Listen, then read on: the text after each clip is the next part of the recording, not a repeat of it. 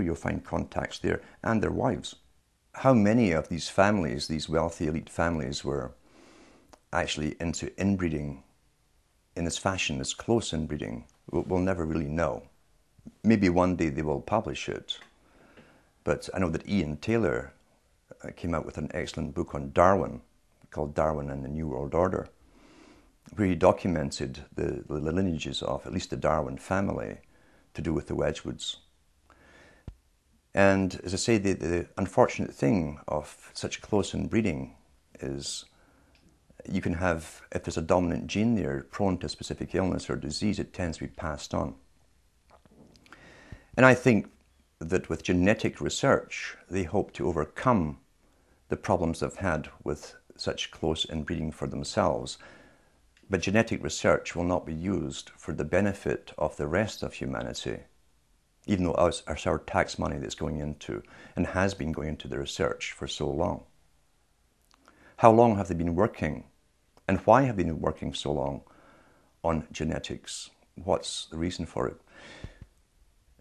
All geneticists are eugenicists because it starts off in your first course to do with eugenics, superior and inferior types. Therefore, at the start of their training at university, they become true believers in eugenics to begin with. We've been told that the double helix in the genes and so on wasn't discovered until Watson came along around the 70s or so, and that they'd always suspected that there were things called genes. This was standard in all medical training for many, many, many years, but they hadn't found them. They just suspected they were there, we're told. But yet, if you go into the writings of the greatest mathematician that the Royal Society could produce, called Rutherford, he's the guy they sent off abroad to do the equations for the pyramids and so on for the Royal Society. In his own memoirs, he said that in the early 20s, he was employed on scientific research as a mathematician to work on genes. Why would you need a mathematician working on genes for something you haven't discovered yet? You can't see them unless they could see them. And I believe that's how far ahead they truly were back then. They did know the genes were there. They were working on them heavily.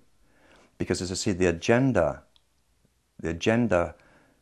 since at least Darwin's time onwards was to create a superior type of human.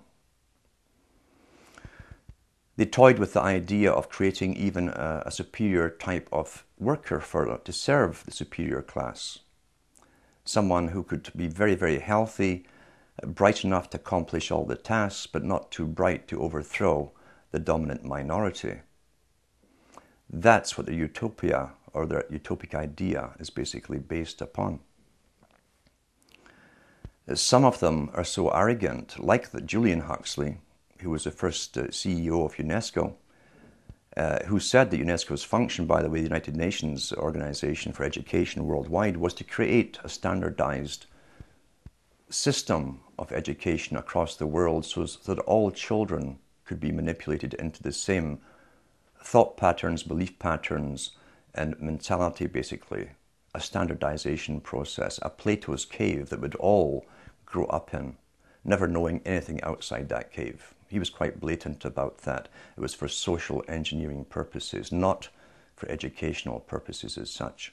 Now, eugenics goes back, as I say, into the most ancient times. All kings and queens were mated up for their supposedly inherited traits as leaders and even as gods by the priesthoods, who kept records of the traits, the physical and mental personality traits of offspring of these unions.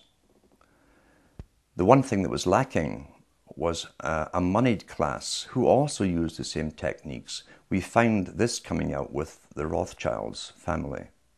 So you had monarchies running the world, running an empire such as the British Empire.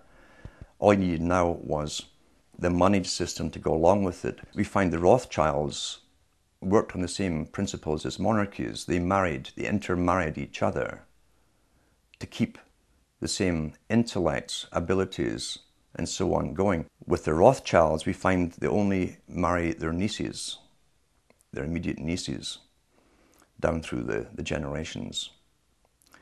We find Benjamin Franklin, very interesting man long before this, again, high Freemason. This is in his own records at the Franklin Institute. He joined the English Lodge, he joined other lodges, he became eventually the Grand Master of the Nine Sisters Lodge in France.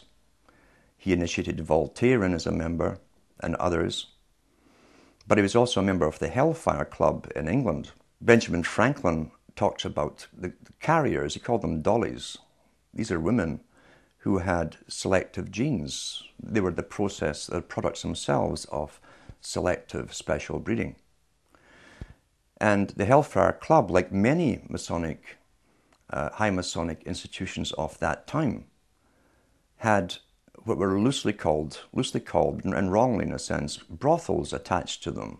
But it was also a cover because the special carriers, or dollies, and dollies, the term that Franklin himself coined, is still in use today. A dolly is a carrier, like something you carry luggage on or whatever. Basically, he said that those who were worthy to go on and breed with these particular women, who were of noble birth, most of them, would have the pleasure of having the offspring, knowing they had the offspring, and the offspring was guaranteed a life of high exposure in science and perhaps leadership in the world. Madame Bouvier was the one he was talking about initially at the Hellfire Club in High Wycombe, London. And Madame Bouvier's descendants still live. There's two of them in France today. And the other one was Jackie Kennedy. If you look at how politics is run, and you go into the writings of people like Lenin, for instance, Lenin said there are 1,000 directions and systems in which people could go and live under, but the public mustn't know that. He said it's important that the system that's created for them is accepted by the people, so that they think that's the only system that could possibly work. And it's true. We're contained in a system of left and rights, supposedly the have-nots against the haves, or those who own the means of production against those who don't, the workers. And that's traditional Labour versus Tory, or Conservative versus Democrat. That's how the system is run. It keeps the public contained within a system of thinking that it must be one or the other, or a middle road in between, which they push. It never occurs to the general public that society has lived in the past under many different types of systems, and as Lenin said, it's important that the public don't know that the system they're born into was designed for them, and that it could be any different. They must think it's the only natural one that could have evolved in their lifetime. Therefore, you're contained within a restriction of parties. You vote in one party when you're sick of the last one, not because you want the new one in. It's because you're sick of the last one and what they've done to you. And once they've been corrupted and gone off in different tangents in ways where they never explained during the entire elections, had nothing to do with their election promises, you vote them out and get the next party in. And so we go on forever with this left-right paradigm. Always think it's like a tennis match, really, with the public in the middle. We're the ball, and we just seem to go back and forth between left and right, left and right, left and right. Meanwhile, we're being shepherded all along in one direction, because politics is a tool of the elites to manage the public. That's all democracy, in fact, really is, a tool of the elite to contain the public, manage them, and guide them along a predetermined path that's outside of any kind of democracy. But if you take Bush, what he was sent in to do was to wait, and I believe this truly, he was to wait for 9/11 happening in 2001. 2001 happened, every country automatically went on board with the same agenda at the same time, which shows pre-planning. Bureaucracies in different governments do not work that fast. It takes years to get that kind of cooperation, that kind of synchronicity working together. and synchronization. Bush's job was to bring in a totalitarian system under the guise of protecting the public where you lose your rights, and set up the machinery, the agencies to do it, the military forces, the paramilitary forces now that the police have become, to set up the institutions for enforcement of laws. Obama comes in, takes over the institutions that are now set up, and his job is to guide you through the economic depression and use those forces against the public at the required time. That's how it works. There's a continuity as far as I'm concerned. It's not a separate regime whatsoever. The same boys who put Bush in, the bankers and all the rest of it, put Obama in, and Obama's proved his loyalty to them by literally allowing them to rape the public of all their funds and then rewarding them by public funding and tax money to save the same bankers. He's one of their own boys, but he now has the machinery in place that Bush set up to quell the coming riots that they say are going to come, and to manage the public into a brand new system of what they call not government but governance, international governance. If you listen to Obama's speeches before he was elected and analyse what he actually said, he said very little. He was giving emotive speeches with no substance. He never said what he wanted to do or how he was going to do anything. It was almost like a lead up to a movie that hadn't been made yet. Emotional talk of hope, but not saying how the hope would be transformed into realities. He used the term that's been used in academia for the last few decades in the Ivy League schools and universities, of the century of change. So his slogan became, and they use slogans written for him, change is good. Any idiot should ask the simple question, wait a minute, what change are you talking about? How can you be for change if you don't know what the change is going to be? It could be for your detriment. But they got the people parroting, like George Orwell said with the sheep, 4 legs good, 2 legs bad. Change is good, and the people, his followers, start to repeat it, change is good.